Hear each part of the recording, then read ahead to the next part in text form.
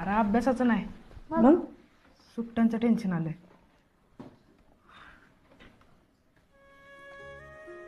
एक दिवस बी तिला न बघता जात नाही.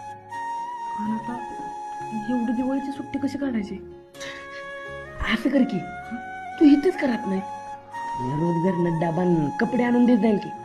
सकाळी उठले की मुतारीत आंघोळ करायची आणि रोज सकाळ संध्याकाळी तिच्या बेंचकडे बघत राहायचं. हा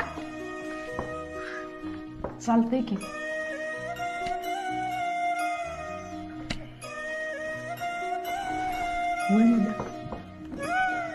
केव्हा मोठं व्हायचं आणि केवढं भर लगीन करून तिला घरी घेऊन जायचं. आब्या भाऊ एक सांगू का कोणाच ठाव, पण मला असं वाटतंय की तू कोणाचा तर निबार मार खाणार आहे. आणि समज तिचा भाऊ बिव आला आणि म्हणला कुठं आहे आब्या, तर माझ्याकडे